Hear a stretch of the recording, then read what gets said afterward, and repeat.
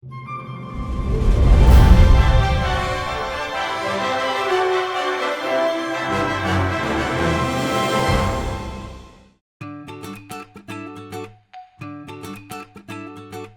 guys, we're going to be talking about storyboarding in this lesson. It's one of my favorite things to do in the pre-production process because it's really when you're taking your vision from the script and turning it into a reality that the production team's going to see, the director's going to use, everyone that's figuring out how you're going to make your movie. So I'm going to tell you a little bit about how I do my storyboarding, what my process looks like for drawing and what I figured out. But ultimately, I'm not a storyboarder. I'm not a great artist actually.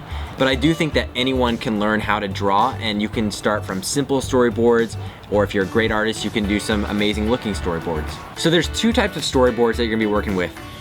Branded, that means commercial stuff, advertising, and it's usually in color. And then you have film stuff, and what the film purpose is to be continuous. You see what the shots look like. Again, the production companies are going to figure out how much money the shots are going to cost based on the storyboards. And then what I did to actually learn how to draw, again, I'm not a great artist, but I copy famous storyboards. So you can go online and look up storyboards for your favorite movie, and you'll see they all look pretty similar with the marker highlight if it's for film.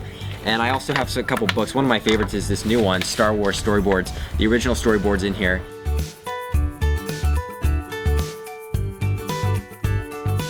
One great book that I found is called the Storyboard Design Course.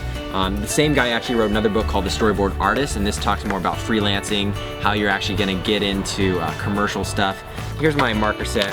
I use a really simple set. It's actually pretty expensive though. These are about 70, 80 bucks from Prismacolor.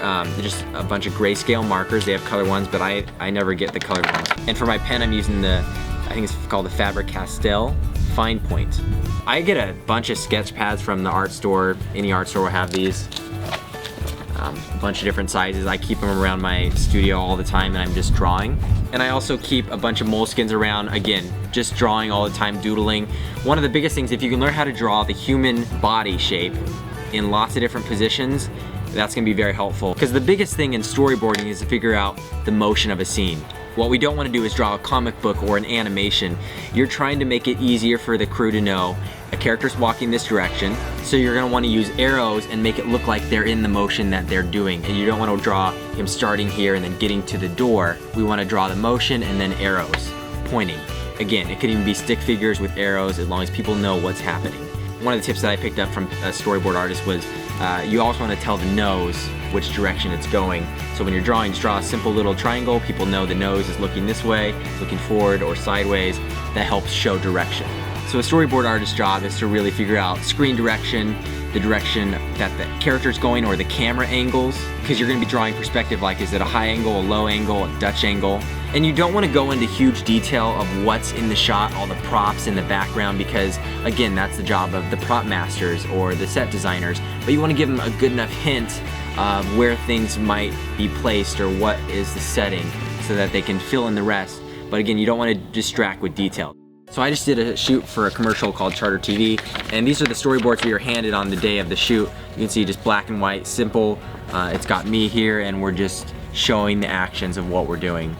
So I really do recommend this book though. It's a really good guide. It's got everything you need to do commercial storyboarding. It talks a lot more detail about the framing, composition, perspective, how to draw. Again, I think one of the big barriers for filmmakers is we're not artists necessarily. We don't know how to draw, but we have a story in our head. We need to get that out on paper. The more you can get your vision across to your crew, the clearer it's gonna be, the better production's gonna go, the quicker it is, the cheaper. And actually, I think you're gonna get a better story because you were actually prepared. You know, it took me a while to figure out that cool look on a storyboard where you have the shading and it shows the shadows and maybe the lighting. That just comes from practice. Look at other examples, you know, like the Star Wars book, look up your favorite movie, and you'll finally get the hang of how to shade on your own storyboards. I work with a lot of clients and brands, and one of the things that really sells them on a pitch is to get the storyboards. It's something out of your head, because you're more likely to land that client, that pitch, every time you have a storyboard. The more pictures you have to guide them, because they don't really know what's in your head. So try to draw even a couple frames when you're presenting an idea.